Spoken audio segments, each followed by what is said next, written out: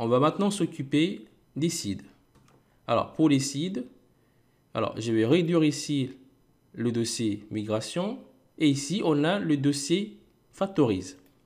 Ici, à l'intérieur du dossier factories, on a ici un fichier user factory. Alors, à l'intérieur de ce fichier user factory, ici, Laravel, j'ai déjà créé un exemple de factory qu'on pourrait utiliser. Alors là, ici, on a le name, on a l'adresse email. Ici, comme name, je veux que ça soit aussi une valeur unique. Je mets unique. Pour le mot de passe, ici, c'est secret. Alors là, je vais enlever ça. Et là, je vais juste mettre un secret. Voilà, j'aimerais que ici, le modèle user s'occupe automatiquement de hacher ici le mot de passe. Là, j'enlève ça, on n'a plus besoin. Ici, de remember token, je l'ai enlevé, du coup, on n'a pas besoin. Là, par contre, on a un avatar. Et ici, pour l'avatar, j'aimerais bien en fait réutiliser ici des images que j'ai déjà téléchargées. Ici, dans le dossier images que j'ai mis, dans le dossier public. Ici, j'ai le dossier avatar. Et là, j'ai téléchargé plusieurs images de Semantic UI. Du coup, moi, ce que j'aimerais bien, c'est que ici, quand je vais créer un utilisateur, ici, Laravel va me sélectionner des images au hasard pour chaque utilisateur. Alors là, je vais créer une variable qu'on appellera rand. Et rand renverra la fonction rand. Cette fonction prend deux paramètres. Ici, je mets 0 et 7. Alors ici, ce que je veux que PHP me sélectionne en fait des nombres au hasard entre 0 et 7. Comme ici, j'ai 8 images, je vais stocker toutes ces images en fait dans un tableau. Et ici, la première image aura comme valeur l'index 0. Et ici, le huitième image aura comme valeur l'index 7. Et là, je vais aussi initialiser notre variable. Je mets avatar. Et là, je mets un tableau. Et ici, à l'intérieur du tableau, on mettra toutes nos images. Comme ça, on ne casse pas la tête. Ici, en fait, ça me pointe directement ici vers le dossier images, avatar. Et là, j'ai des images. Là, en tout, j'en ai 8. Du coup, ici, j'ai mis 7. Puisque ici, comme index, ça sera l'index 0. Et là, ça sera l'index 7. Du coup, là, ce qu'il me suffit de faire, je vais prendre la variable avatar. Et ici, la variable rand. Voilà. Comme ça, dès qu'on va créer des utilisateurs, ici, Laravel va me choisir ici des images au hasard pour l'avatar. Très bien. Maintenant que pour les utilisateurs, c'est bon, on va s'occuper pour les profils. Alors, je vais dupliquer ça. On va tout faire en fait dans le même fichier. Je vais enlever ça. Ici, ça sera le modèle profil. Là, je mets first name. First name. Je duplique. Là, c'est last name. Là, last name. Ici, âge. Et pour âge, je vais également utiliser la fonction rand. Ici, on va dire qu'un utilisateur aura entre 13 et 100 ans. Voilà. J'enlève tout ça. Ah, j'ai oublié ici de mettre le titre. Ici, je mets title égale $Fiker de title. Maintenant, on va voir pour les catégories, les articles ainsi que les tutoriels. Je vais dupliquer ça encore. Là, je mets catégorie. Une catégorie aura un nom. Le slug, ça sera le modèle qui va le créer automatiquement. Une description. Et pour la couleur ainsi que l'icône, voilà, ça sera la migration qui va les créer directement par rapport aux valeurs par défaut. Du coup, ici, comme name, je mets Word. Ça sera juste un mot. Et pour la description, je mets syntaxe. Maintenant, on va s'occuper pour les articles. Ici, un article, je mets post, qui aura un nom. Ici, comme nom, je mets par contre ici la méthode text. Et là, je mets en tout, on va dire, 25 caractères. Je mets aussi body. Je vais également utiliser ici la méthode text avec 900 caractères. Alors là, je crois qu'on est bon. Je vais retourner ici dans la migration post pour voir s'il n'y a pas d'oubli. Alors ici, ça sera les sites qui vont les créer. Du coup, non. Et body. Du coup, on est bon. Ce qui veut dire que je vais dupliquer ça pour les tutoriels. Ici, je mets le modèle tutoriel. Voilà. Là, maintenant, on est bon. Oh, ça fait beaucoup tout ça. On a créé ici des factories. Maintenant, on va créer des seeds. Ici, on a le dossier factories. Je le ferme. Et là, juste en bas, on a le dossier seed. Ici, on a le fichier database seeder. À l'intérieur de la méthode run, ici, je vais décommenter ça. Et là, on retrouve ici le seeder user stable seeder. Je vais copier ça et créer ici le seeder. Je tape php artisan db seed et je colle. Alors là, je me suis trompé, c'est pas db. C'est plutôt make. Voilà. Ici, ça a été créé. Je rentre à l'intérieur. Et ici, c'est là qu'on va créer tous nos seeders par rapport au factory. D'abord, on va réfléchir. On sait qu'un article aura forcément un utilisateur. On sait aussi qu'un article aura aussi forcément une catégorie. Pareil aussi pour le tutoriel. On sait aussi qu'un profil aura aussi un utilisateur. Du coup, on va d'abord créer les utilisateurs. Du coup, ici, je vais ouvrir la fonction factory. Et ici, à l'intérieur, je mets app /user. Et là, je vais créer, par exemple, 25 utilisateurs. Tiens. Et j'utilise la méthode create. Voilà. Maintenant, j'aimerais bien, en fait, qu'un utilisateur possède des articles. Alors, pour cela, ici, je vais sauvegarder ça dans une variable user. Et pour qu'un utilisateur possède un article, je vais ici utiliser user ainsi que la méthode each. Dans la méthode each, je vais ouvrir une fonction anonyme. Et ici, je mets en paramètre ici l'utilisateur. Ici, $user. Et là, à l'intérieur, je vais également ouvrir la fonction factory. Et à l'intérieur, je mets le modèle post. Post. Ici, je l'indique combien d'articles que je vais créer. Là, je mets 10. Chaque utilisateur aura au moins 10 articles. Et là, je vais utiliser la méthode create. Mais par contre, je mets un tableau. Dans la méthode create, ici, je vais préciser c'est quoi l'utilisateur. Ici, utilisateur, user ID, ça sera ici l'utilisateur qui est passé en paramètre. Le $user.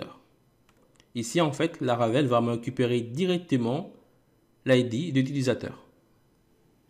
Mais il me faudrait aussi la catégorie. Ici, je mets catégorie underscore ID. Mais par contre, pour la catégorie, on est bloqué. Alors, pour la catégorie, ce que je vais faire, je vais créer aussi notre factory. Ici, je mets app // catégorie. Et là, par exemple, je vais créer 5 catégories. Et je mets la méthode create. Ici, je vais récupérer ici la catégorie. Je mets catégorie. Voilà. Du coup, Laravel, qu'est-ce qu'il va faire? Il va ici me créer les utilisateurs et aussi les catégories. Et une fois que tout ça est fait, ici, je vais récupérer ici l'utilisateur, les utilisateurs plutôt avec la méthode each et créer des articles. Là, je vais récupérer ici la catégorie.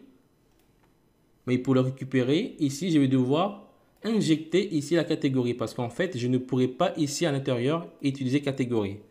Alors, je vais te le montrer. Si je mets juste $catégorie, là, mon IDE ne reconnaît pas ici d'où vient le $catégorie. Pour que mon IDE puisse le reconnaître, ici, dans la fonction anonyme, je vais lui dire que je vais utiliser de la catégorie. Et là, tout à coup, mon IDE le reconnaît. Et là, je vais utiliser la méthode random ainsi que ID. Alors ici, la méthode random va me sélectionner des catégories au hasard. Comme ici, je récupère 5 catégories qui ont été créées avec le factory. Du coup, je les stocké ici dans $catégorie. Là, je vais récupérer ici des catégories. Et là, je demande à la méthode random de me sélectionner des catégories au hasard et son ID. Là, on est bon. Je vais faire aussi de même pour les tutoriels. Je duplique. Ici, je mets le modèle tutoriel. Mais là, je crois que ça ne marchera pas comme ça. Alors, ce que je vais faire plutôt, ici, je vais également ouvrir une fonction anonyme. Je mets $catégorie. Et ici, je vais utiliser la catégorie. En fait, ici, on n'a même pas besoin de $catégorie. Et là, à l'intérieur, je fais un return de ça. Voilà, juste pour être sûr que cela va marcher. Je vais faire aussi de même pour les tutoriels. Voilà. Alors là, on a créé des utilisateurs, les catégories, les articles, les tutoriels. Maintenant, il ne manque plus qu'à créer les profils. Alors, pour cela, je vais dupliquer ça encore. Ici, je mets la méthode profil. Par contre, ici, il n'y aura qu'un seul utilisateur. Et là, j'enlève ça. Là, on est bon. Maintenant, on va tester pour voir si tout fonctionne bien. J'ouvre ici le terminal. Et là, je fais PHP artisan migrate. Et là, je vais plutôt ici faire un fresh, même si les tables n'ont pas été créées.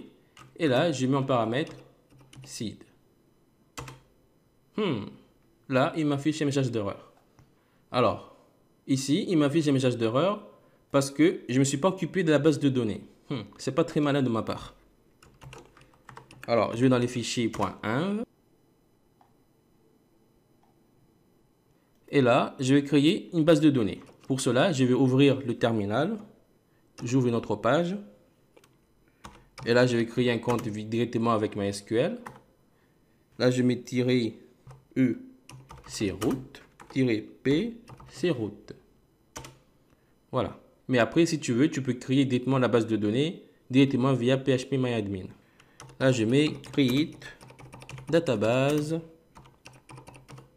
Larablog. Très bien. Et là, je mets Larablog. Alors, on est bon. Je vais recommencer ici la migration et il me donne encore une autre erreur. Ah, parce que là, je me suis trompé. Ici, c'est Larablog. Bon, c'est pas grave. Je relance encore la migration. Alors là, il me donne encore une erreur, mais là, c'est une erreur très fréquente pour ceux qui utilisent MariaDB. Alors, je vais copier ça et je vais faire une recherche sur Google. Je tape, je clique sur ça, et là, Laravel me donne la solution. Alors, je descends un peu plus bas, et ici, il me dit d'aller dans le fichier App Service Provider et coller ça dans la méthode boot. Je copie, je vais dans App Service Provider, ici dans la méthode boot, je colle, et j'importe ici le namespace. Le namespace, c'est ça. Moi ici, j'ai directement importé via ici mon IDE. Et on va retester. Encore. Et là, on a encore une autre erreur. Là, il me dit que j'ai fait une erreur de syntaxe dans le fichier database seeder. Alors, je vais voir. Database seeder. Effectivement. Je reteste encore.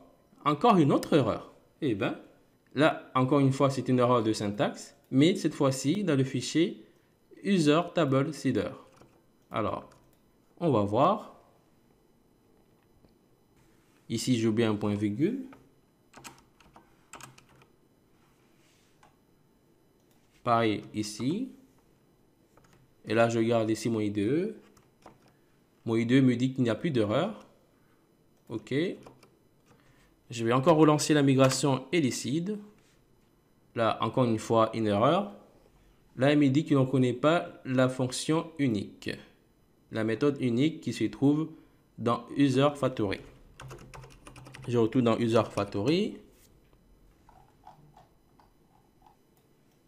Et ici, je devrais aussi le mettre plutôt ici. Allez, on recommence encore. Encore une autre erreur. Ah, là maintenant, il donne des erreurs parce que il ne peut pas enregistrer ici le slug dans la base de données. Parce qu'en fait, j'ai complètement oublié de dire au modèle catégorie que je veux que le slug soit créé automatiquement. Alors là, je vais dans catégorie,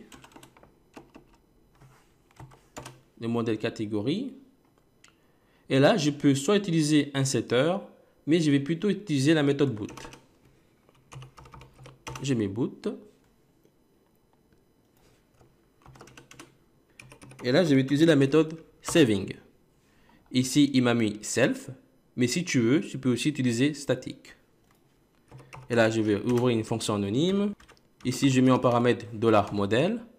Et à l'intérieur, je mets $modèle slug est égal à str slug de $modèle name. Alors, comme ici, j'ai créé les slugs pour les catégories, je vais aussi faire de même pour les articles. Je vais dans post et ici, je vais rajouter les slugs.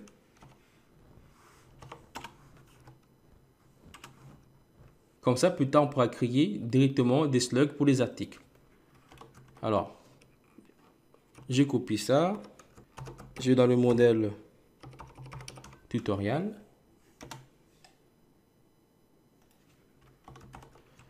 Je crée ça. Je retourne dans catégorie modèle. Je copie ça.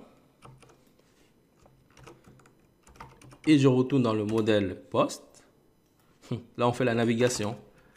Mais là, cette fois-ci, je vais mettre la méthode creating. Seulement pendant la création d'un article, ici, le slug sera égal à ça. Mais pendant la mise à jour, tu ne vas pas changer ici le slug. Mais pour les catégories, pendant la mise à jour, j'aimerais bien que tu changes le slug. Voilà. J'ai fait de même pour les tutoriels. Voilà. Et je vais aussi faire de même pour les utilisateurs. Ici, je colle ça. Mais là, par contre, je mets password. Ici, je mets saving. Et là, je mets, ça sera bclick de $modèle password. Ici, que ce soit par exemple la création d'un utilisateur ou bien pendant la mise à jour, j'aimerais toujours que tu me hashes automatiquement le mot de passe. Et je vais aussi profiter pour aller dans la migration post. Je vais dupliquer ça, rajouter le slug, je le copie et je vais dans la migration tutoriel. Je mets aussi le slug. Alors, on va encore recommencer. Alors là, il me donne encore une erreur. Et ben, là par contre, il me dit que la colonne slug n'a pas été autorisée dans les champs filables. Je retourne dans le modèle post. Ici, j'ai bien autorisé. Alors, je retourne dans la migration post encore. Ah mince, je l'avais coupé en fait. Voilà. On va recommencer parce que je l'avais coupé sans faire exprès. Ah, là maintenant, on n'a plus d'erreur. Ouf. Si par exemple je vais dans PHPMyAdmin, je me connecte, je mets Homestead, et là je me connecte.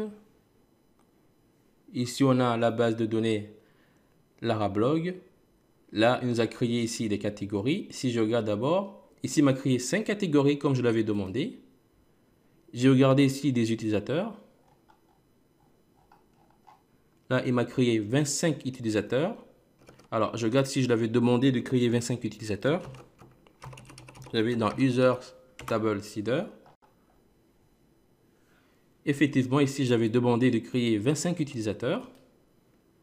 Je regarde ici pour les profils. Normalement, il doit aussi avoir 25. Là, il y en a 25 profils et chaque profil est attaché ici à un ID. Et ici, on voit qu'il y a l'ID 1.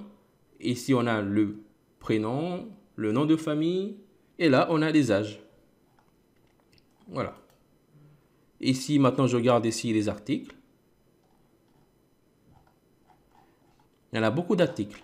Alors, là, on l'avait demandé de créer combien d'articles? On lui avait demandé de créer 10 articles et 25 utilisateurs. Chaque utilisateur possède 10 articles. Ce qui veut dire, en tout, ça me fait 250 articles. Si je vais à la dernière page, je descends plus bas, on a 250 articles. Très bien.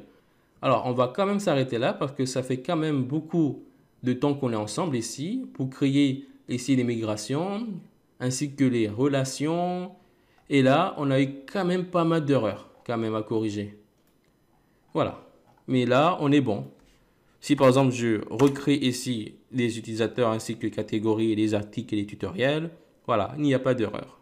Tout a bien fonctionné. Très bien.